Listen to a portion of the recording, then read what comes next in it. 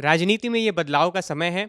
ठीक उसी वक्त जब कांग्रेस पार्टी कर्नाटका में सत्ता हस्तांतरण यानी कि पावर ट्रांजिशन कर रही है, नेतृत्व में बदलाव कर रही है, सिद्धरमैया जा रहे हैं, उनकी जगह डीके शिव कुमार आ रहे हैं। भारतीय जनता पार्टी ने 4 राज्यों में नेतृत्व में परिवर्तन किया। इसका मतलब ये नहीं कि उन्होंने मुख्यमंत्री बदल डाले हैं, प्रदेश अध्यक्ष बदले हैं। ये राज्य कौन कौन से हैं? तो हरियाणा, पंजाब, दिल्ली और त्रिपुरा। क्या ये बदलाव है और इस बदलाव के राजनीतिक निहितार्थ, पॉलिटिकल सिग्निफिकेंस क्या हैं? बात करेंगे हम हमारे political editor Delhi on top के पंकज झा सर से।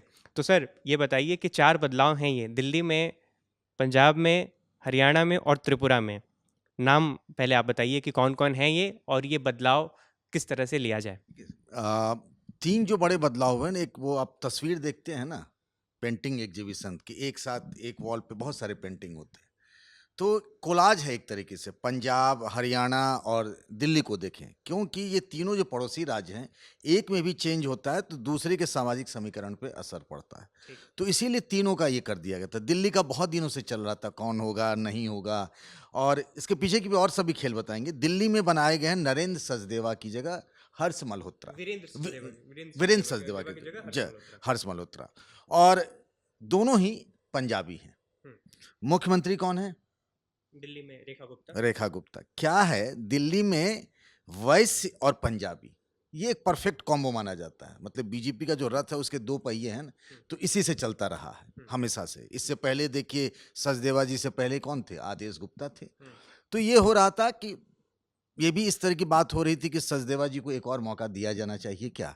उसके पीछे की बात ये थी कि न तो उनको लोकसभा का टिकट मिला, ना ही उन्हें विधानसभा का टिकट मिला, और वो एक लकी चार्म रहे कि 2 दशक के बाद में दिल्ली में ट्रिपल इंजन की सरकार बन गई। मतलब नगर निगम का भी है और प्रदेश में भी सरकार बनी यहाँ पे, तो लकी माना जा रहा था। लेकिन उनको ऐसा नहीं मिला। मुझे लगता है राष्ट्रीय टीम उन्हें जगह मिली, उनकी जगह हर्ष मल्होत्रा को मिला। और उसके पीछे का सबसे बड़ा जो पॉइंट है वो मैं आपको बताता हूँ। अंदर कुछ चीज़ें बताई जाती हैं, कुछ चीज़ें बीजेपी की तरफ से छिपाई जाती हैं, तो छिपाने वाली बात भी सामने ही आनी चाहिए। जो बीजेपी के राष्ट्रीय महामंत्री हैं, जिनका नाम है BL संतोष जी ने पूरा दम लगा दिया था कि हर्ष मल्होत्रा को ही बनाना है। हर्ष मल्होत्रा क्या है? वो पूर्वी दिल्ली के मेयर रहे हैं, पार्षद भी रहे हैं, मतलब बहुत छोटे से उन्होंने आगे बढ़े हैं। उसके बाद जब ये सचदेवा जी जब प्रदेश के अध्यक्ष बने, तो उनकी टीम में महामंत्री थे ये। अभी मोदी सरकार में राज्य मंत्री है। 2 इनके पास विभाग है। एक तो नितिन गडकरी के भी जूनियर हैं ये, सरफेस ट्रांसपोर्ट वाले, कॉर्पोरेट अफेयर्स के भी है। तो हर्ष मल्होत्रा, बहुत ज़्यादा बदलाव नहीं हुआ। पंजाबी की जगह दूसरे पंजाबी आ गए। सचदेवा जी को दूसरी जगह मिलेगा। सचदेवा जी की छवि भी एक कार्यकर्ता वाली छवि रही है। अभी भी वो 2.5 कमरे के मकान में मयूर विहार में रहते हैं वो, और कल से ही उन्होंने अपना सामान पैक करना शुरू कर दिया था। उन्हें अंदाजा हो गया था। उन्हें अंदाजा हो गया था। कल मैं यूं ही मिलने चला गया सचदेवा जी से, बीजेपी का जो ऑफिस है दिल्ली प्रदेश का, तो देखा कि उनके जो लोग सब हैं ना, कुछ कुछ पैक कर रहे हैं। तो पता लगा भाई क्या हो रहा है। मैंने उन्हीं से पूछा क्या हो रहा है। अब बोला पता नहीं क्या होगा, नहीं होगा, लेकिन मैं अपना सामान पैक करके रख रहा हूँ। अगर बन गया तो मैं उसको अनपैक कर दूंगा, अगर नहीं तो फिर मैं सारे सामान, कहाँ 2.5 कमरे का मकान है। क्योंकि क्या होता है ना कि आपको बहुत सारे लोग आते हैं तो पटका, फोटो फ्रेम और तमाम चीज़ें आपको उपहार में देते हैं ना, मूर्ति सुर्ति जो होती है उसी सब की पैकिंग हो रही थी। ये तो दिल्ली की कथा हो गई यहाँ पर कि रेखा गुप्ता वो मुख्यमंत्री और अब हर्ष मल्होत्रा। सबसे इंटरेस्टिंग जो है वो कहानी है पंजाब की। पूरी बीजेपी की पॉलिटिक्स वहां बदल गई। जो केवल सिंह ढिल्लो, सुनील जाखड़ की जगह, आज मतलब जो पहले प्रदेश अध्यक्ष थे उनका नाम लेने में थोड़ी सी हमसे स्लिप हो रही है। सुनील जाखड़ की जगह बन गए कौन? सरदार केवल सिंह ढिल्लो। तो सुनील जाखड़ भी कांग्रेस से आए और हमारे ढिल्लो साहब भी कांग्रेस से आए, और बड़ा बिजनेस ढिल्लो ग्रुप है, करोड़ों का, सैकड़ों करोड़ का इनका कारोबार है रियल एस्टेट का। केवल सिंह ढिल्लो वहां से आते हैं। 2007 में और 2012 में बरनाला से विधायक रहे। 17 का चुनाव ये हार गए। 19 का लोकसभा चुनाव ये लड़े कहां से? संगरूर से, और इनको हराया किसने? भगवंत सिंह मान ने। अच्छा, हाँ। और फिर जब 22 का विधानसभा चुनाव आया, ये सब कांग्रेस पार्टी से चल रहा है। यानी 19 में जब आम आदमी पार्टी से इकलौते सांसद संगरूर से जो भगवंत मान जीते थे, तो उन्होंने इन्हीं को हराया। कांग्रेस के इनको हराया था। इनको कैप्टन अमरिंदर सिंह, वो खुद भी आ गए भाजपा में, मतलब पूरा परिवार ही आ गया। ढिल्लो साहब के बहुत करीबी माने जाते हैं। किसके? अमरिंदर सिंह। कैप्टन अमरिंदर सिंह, कैप्टन साहब के क्लोज माने जाते हैं। आपको बता दूं, पंजाब में कार्यवाहक अध्यक्ष भी, पठानकोट से जो बीजेपी के विधायक हैं अश्विनी शर्मा, आमतौर पर बीजेपी में कार्यवाहक अध्यक्ष नहीं होते हैं, पर उनको वहां बना कर रखा गया है। तो ढिल्लो साहब 19 में आ गए, 22 में विधानसभा चुनाव के समय बीजेपी में आ गए। जब आए तो मान साहब की सरकार बन गई आम आदमी पार्टी की, मान साहब मुख्यमंत्री हो गए। तो मान साहब मुख्यमंत्री होंगे तो संगरूर की लोकसभा सीट छोड़ेंगे ना भाई, तभी तो मुख्यमंत्री बनेंगे। छोड़ दी, बाईपोल हो गया। इस बार वो बीजेपी से उम्मीदवार बन गए संगरूर सीट से, पर चौथे नंबर पे आए। 66,000 ही वोट मिला ढिल्लो साहब का, पर बीजेपी में बने रहे।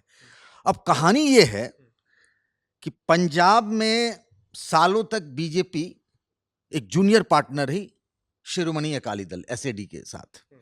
शिरोमणि अकाली दल जट सिख की राजनीति करते रहे। करीब 25% वहां जट सिख माने जाते हैं, वोटर माने जाते हैं। लेकिन अगर आप उठाकर देखें पूरा पंजाब की पॉलिटिक्स को, तो जट सिख का प्रभाव रहा। हालांकि सबसे ज्यादा पूरे देश में अगर कहीं दलित हैं, एससी समाज के लोग, तो वो पंजाब में है, 32% है। लेकिन मान्यवर कांसीराम, जो बीएसपी के संस्थापक रहे कांसीराम साहब, वो वहां के होने के बावजूद भी वो वहां के दलित समाज को एकजुट नहीं कर पाए थे।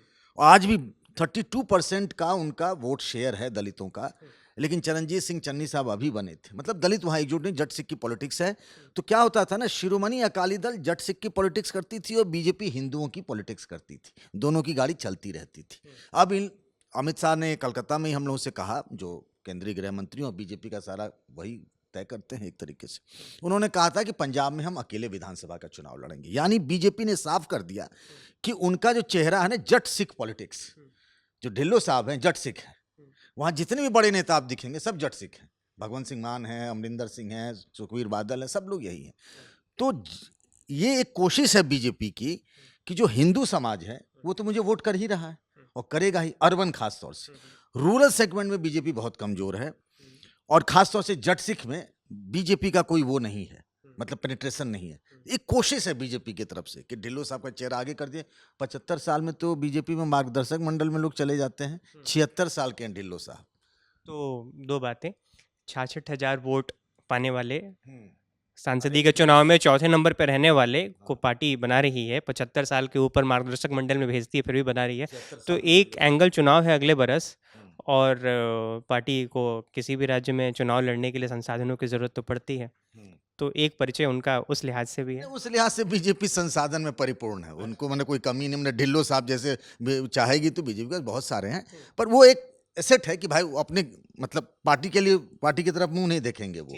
लेकिन ये है कि जट सिख, जो ये कयास लगाए जा रहे थे कि बीजेपी क्या करेगी भाई, क्या दलितों पर फोकस करेगी और दलित हिंदू कॉम्बिनेशन जाएगा। लेकिन उसने कह दिया कि नहीं भाई, जट सिख एक सेंटर है, वहां का एपी सेंटर है, तो जट सिख की पॉलिटिक्स बीजेपी करेगी, हिंदू वोटर होगा। चूंकि एक तरीके से पंजाब का चुनाव इस बार बड़ा दिलचस्प होने वाला है। वो इसीलिए होने वाला है कि आज से कुछ साल पहले अगर लोग कहते कि बंगाल में क्या बीजेपी की सरकार बनेगी, तो लोग हंसते थे। हम जैसे पत्रकार भी आज से मतलब 15-20 साल पहले अगर यही होता था, बंगाल में कहाँ बनेगी। अब पंजाब में बीजेपी कह रही कि हम सरकार बनाएंगे। इस बात से कल को क्या होगा नहीं होगा, लेकिन एक प्रयोग है। पहली बार जट सिख को वहां इस तरीके से प्रदेश अध्यक्ष बना करके, वो भी 76 साल के ढिल्लो साहब, एक मैसेज देने की कोशिश है। बिल्कुल, क्योंकि अमित शाह मुझे याद आ रहा है कि एक रैली भी कर रहे थे मार्च महीने में पंजाब में, और वहाँ से उन्होंने कहा कि जब हम 18-19% वोट शेयर पे किसी राज्य में पहुँच जाते हैं तो फिर हम सरकार बना ही लेते हैं। और ये भी कह दिया कि मानसून की बारिश खत्म होगी और अमित शाह नशे के खिलाफ पूरे पंजाब में यात्रा करेंगे, माहौल बनाएंगे। अब जब पंजाब से बगल में चलते हैं हरियाणा। ठीक है, हरियाणा चलते हैं। हरियाणा में इस बार जो बदलाव हुआ है, इसमें अर्चना गुप्ता को हरियाणा प्रदेश में भारतीय जनता पार्टी ने उनकी इकाई के लिए जिम्मेदारी दी है। सर, कुछ उनके बारे में बताइए। अर्चना गुप्ता जी पेशे से डॉक्टर है, रेडियोलॉजिस्ट हैं, पढ़ी लिखी महिला हैं। और जैसे अपने ये हर्ष मल्होत्रा जी जैसे प्रदेश में महामंत्री थे अभी तक दिल्ली प्रदेश बीजेपी में, उसी तरीके से वो भी वहाँ प्रदेश कमेटी में, मेन कमेटी में, महिला शाखा में नहीं, महामंत्री थी। और पानीपत की जिलाध्यक्ष रही हैं। मतलब बहुत नीचे से बढ़ते बढ़ते बढ़ते यहाँ तक पहुँची है। और सबसे बड़ी बात यह है कि वो आती है अर्चना गुप्ता वैश्य समाज से, नायब सिंह सैनी ओबीसी, और ये वैश्य, और इससे पहले जो अध्यक्ष थे कौन थे, मोहनलाल बड़ौली, वो ब्राह्मण समुदाय से थे। तो एक कॉम्बिनेशन बैठाया गया है कि भाई वैश्य समाज, चूंकि वहाँ भी देखिएगा ना हरियाणा में, तो वैश्य एक बड़ा फैक्टर रहा है, तो उसको कैटर करने के लिए अर्चना गुप्ता को ये जिम्मेदारी दी गई है। और हरियाणा, दिल्ली, पंजाब आपस में कहानी बहुत मिलती जुलती है, पंजाबी भी हैं, वैश्य भी हैं, सिख भी हैं, तो ये एक तरीके से कोलाज बन रहा है हरियाणा का। हरियाणा में तो चुनाव खत्म हो गए हैं, लेकिन हरियाणा वाले आजकल पंजाब में बहुत मेहनत कर रहे हैं। नायब सिंह सैनी की तरफ सर का इशारा है, जो कि इन दिनों आपको पगड़ी बांधे हुए लगातार दिखेंगे और वो लगातार पंजाब के दौरे करते रहते हैं। पंजाब में किसी भी नेता की जो एंट्री होती है, पंजाब के किसी भी नेता की भारतीय जनता पार्टी में, तो शामिल कराने वाले में नायब सिंह सैनी ही दिखते हैं। ठीक है, तो ये बात है। त्रिपुरा में भी बदलाव है। त्रिपुरा में अभिषेक देव रॉय को भारतीय जनता पार्टी इकाई का अध्यक्ष बनाया गया है। यूथ हैं, हाँ। 42 साल के, हाँ। और विधायक हैं। हाँ। तो त्रिपुरा में क्या ना, बीजेपी की सरकार है, यहाँ आप किसी को बना दें, प्रयोग करते हैं लोग, रिस्क लेने का तो कुछ मामला है नहीं। तो दिया कि यूथ फेस है, अभी लंबा समय है उस, लेकिन पंजाब उंजाब में आप रिस्क नहीं ले सकते, वहाँ तो आपको करना है। दिल्ली में भी इतनी जीत मिल गई है, पर आप रिस्क नहीं ले सकते, इसीलिए यहाँ कोई प्रयोग नहीं किया भाई, उधर वैश्य और इधर पंजाबी।